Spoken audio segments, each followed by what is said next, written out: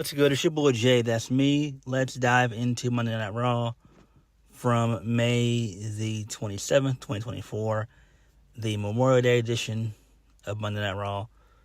The show was, alright, I guess. It could have been better, though. It's basically at a standstill at the moment. So we kicked the show off with Gunther. He was introduced by Ludwig Kaiser. So Gunther said he defeated Randy Orton at the King of the Ring finals. He didn't care that the crowd was upset about the controversy that took place. He said that the referee's decision is final. He said the reason why he wanted to enter the title picture was because, the King of the Ring was because it lacked prestige, along with the Intercontinental Championship. That lacked prestige, and now the World Championship, the World Heavyweight Championship, is now also lacking prestige. So, Damian Priest then comes out. He cuts an awful, boring promo. And, he mentioned, how he won Money in the Bank. He said, this is how things work and everything else. Just a nonsensical promo. Not really all that important. And so Damian Priest and Gunther, they go back and forth and everything else. Not really that important. So Drew McIntyre comes out. So he talks about CM Punk really quickly. He says CM Punk's been back for 6 months, and McIntyre's been the highlight of his return. If McIntyre didn't injure CM Punk would have screwed up and been fired and have nowhere else to go. So Drew McIntyre said he's going to be the champion less than 3 weeks. So Drew McIntyre proceeds to run down the rest of Judgment Day and everything else. And he says that Damian Priest is not focused, yada, yada, yada. And then they have then McIntyre mentions that he beat Roman Reigns. Well, he almost beat Roman Reigns a couple of years ago at Clash of the Castle. So Damian Priest, he responds. He talks a little bit of shit. He mentions Drew McIntyre's wife. They try to get under each other's skins, and that was it. I'm just like, what the fuck is this shit? It was a waste of time. We all know that Damian Priest is going to be a paper champion. He's a paper transitional champion. Nothing more, nothing less. We all know that Damian Priest is definitely losing at Clash at the Castle. No questions asked. So this leads us into our first match of the night. Braun Strowman, he defeated JD McDonough. It took him forever to do it because in the Triple H era, everyone has to get offense in, even the small little midget guys. And lo and behold, this is what happened. I have no idea why. This should have been a squash match. Braun Strowman should have defeated JD McDonough in about probably 15 to 30 seconds. I'm not going to hold you guys up. Just one power slam, and that would have been it. One running power slam. So, post-match, Finn Balor and Braun Strowman, Finn Balor and Carlito, they attack Braun Strowman, but to no avail and everything else. So, for the rest of the night, Braun Strowman is trying to find JD McDonough so he can beat the fuck out of him. Moving on. Who really cares? Moving on. So Kathy Kelly's backstage with Liv Morgan. Liv Morgan said she doesn't have any regrets as to how she beat Becky Lynch on Saturday. She didn't know that Dominik Mysterio played such a role, but she had no remorse. Still, she's never beaten Becky Lynch straight up. Tonight they face in a steel cage with nowhere to run or hide. And Liv Morgan said she'll come out victorious. Okay, that's fine. Moving on. So, more Judgment Day stuff. So, Finn Balor's backstage with Carlito, asking why it took so long for him to come out. Carlito says he was waiting for the right moment. Damian Priest walks up And he's looking for JD McDonough. They said that Braun Strowman's chasing him. Damian Priest says that Braun Strowman has been handled. Should have been handled. And Damian Priest tells them to get JD McDonough and bring him back to the clubhouse so they can regroup. And then both Carlito and Finn Balor, they argue over who's going to presumably catch JD McDonough and bring him back. Who gives a damn? This is lame. Moving on. So Ricochet, he was in the training room earlier on. He's cleared for action. Ricochet says that he wants a piece of Braun Breaker. Adam Pearce says he's fined and suspended, so he's going to have to wait. Damn being Ricochet. Ilya Dragunov comes up, walks into play. He thanks Ricochet for shoving him out of the way of Breaker last week. When he's better, he wants to face Ricochet again.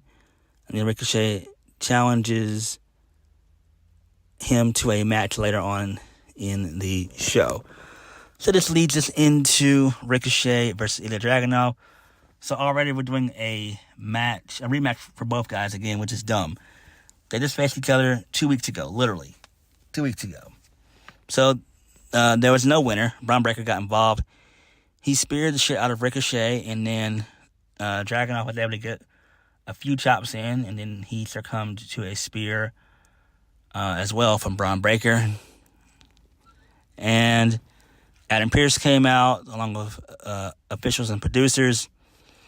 And Adam Pearce gets in the ring and he starts to scream and berate Braun Breaker. And so Braun Breaker's just smiling and laughing and all this and the third. And then before the segment ends, Braun stares down Adam Pearce. I'm not really all that excited about this. Why? Because all three guys are directionless, if we're being honest. I know people online have said Ricochet deserves better, but Ricochet is not a good promo. He's a good in-ring worker, but he's not a good promo. And that's what WWE focuses on. WWE focuses on primarily on promos. If he was in AEW, he would still be in the same boat that he's in now. He would actually be in where Cesaro, a.k.a. Claudio, is. He would be in that predicament. And that's just the honest truth. Nothing more, nothing less. You can love it or hate it. Doesn't matter. It's just the absolute truth. Ricochet, to me, is fine where he's at. It's just nothing he can do. He's just a solid mid-card guy, and that's just what it is. Maybe one day he can be world champion. But he has to, get good on the mic and everything, and that's just something that he's not good at. He's got the in-ring work down and everything else. He's got that down, but the charisma and the character and stuff, it's not there. Moving on. So, Kathy Kelly, she's backstage with Adam Pearce. So Adam Pearce is berating Braun Breaker. Kathy Kelly wants to interview Adam Pearce, but Keanu James walks up to him. Adam Pearce says he needs to head to his office because he needs a drink.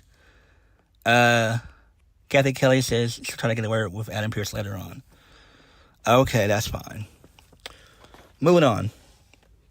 So, R-Truth and The Miz, Awesome Truth, they were having some ice cream and everything else. Miz asked R-Truth why he wanted to be all white. So R-Truth said he wanted Miz to match his flavor. Okay, what the world? Miz says if he's vanilla, then R-Truth says he's strawberry. I'm like, what the hell? What? And R-Truth asked what Miz was actually going to say. And the New Day, they walk up. Oh, God. And asked Miz what he was going to say. Miz said he was going to say strawberry.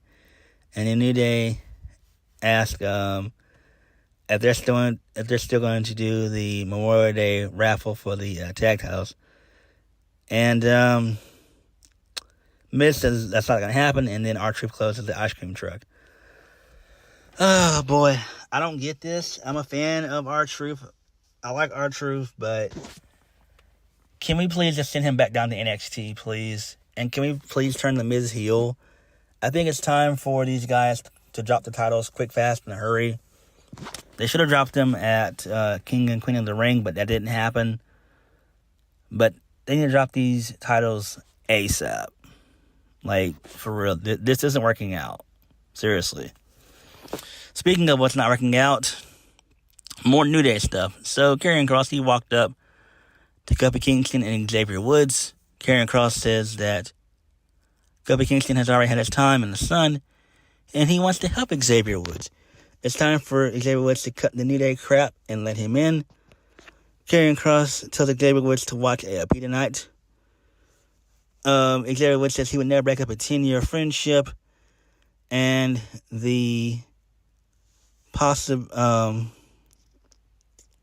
and possibly the greatest tag team of all time, just because he asked nicely.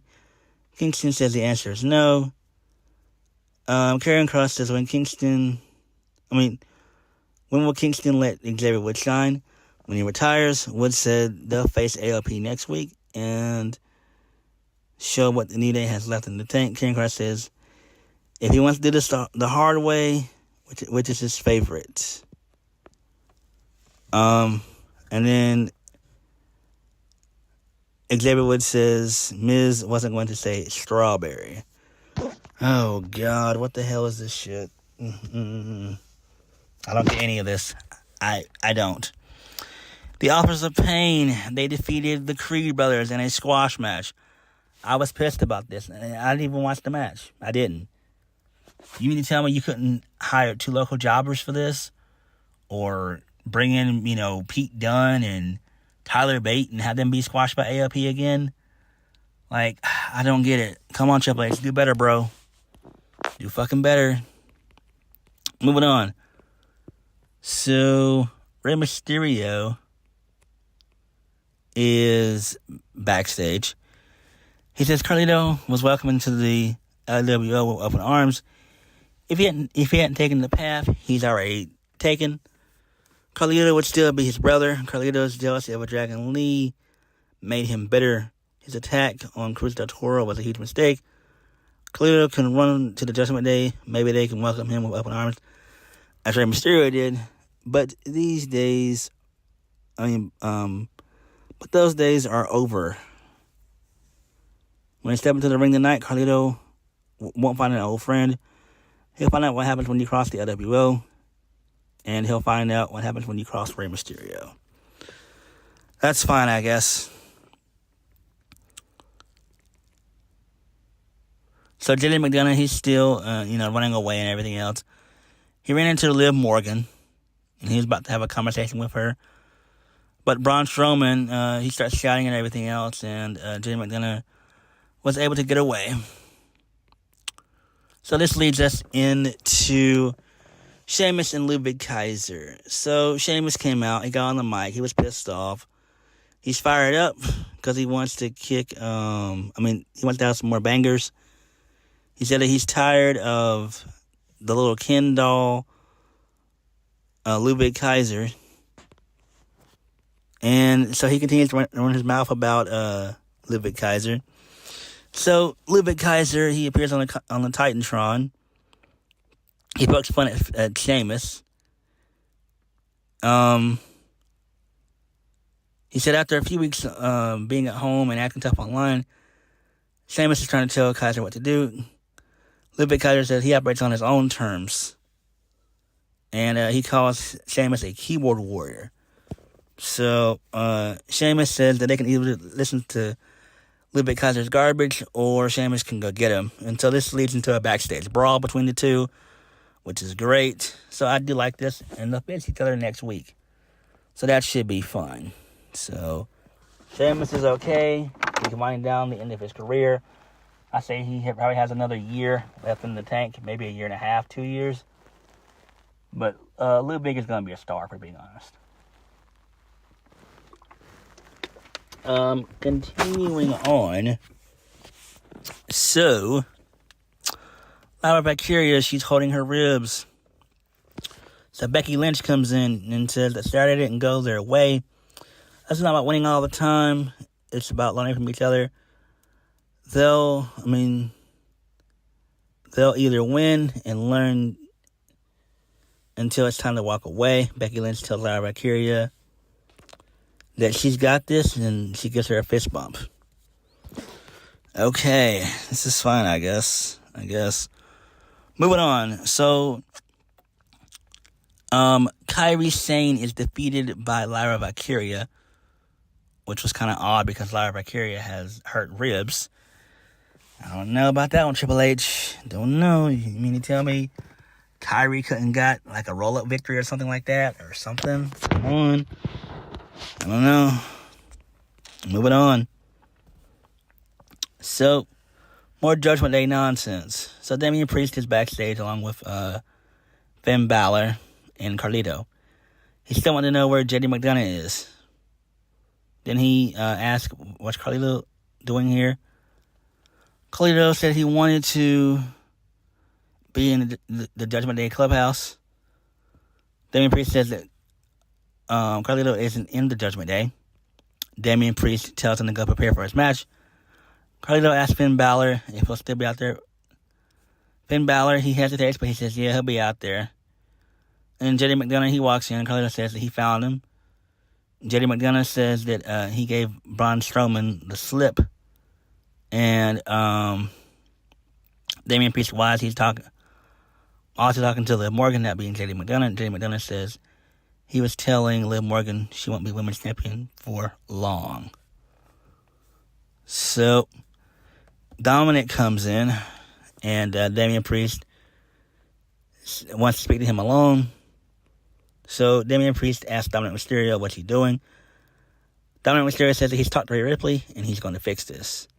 Damian Priest then warns him to fix it tonight. Okay, so this leads us into Kairi Sane, Io Sky just going ballistic. She was breaking coffee tables and throwing lamps and shit, screaming angry Japanese. I was like, oh, damn. So this is fine, I guess. Moving on. So, Rey Mysterio, he defeated Carlito. And the rest of the Judgment Day, they try to get involved, but he fought them off, along with the LWO. Post-match, Damian Priest comes out. He clears house. He's able to hit the South of Heaven Chuck Slam onto Rey, setting up a match between him and Rey next week. Non-title. Weird. Why can't it be for the World Heavyweight Championship? I don't know. Again, this screams more like a paper champion. Seems like Damian Priest is not going anywhere. Quick, fast, in a hurry. Moving on. So Chad Gable, he's backstage, and he is making fun of Alpha Academy.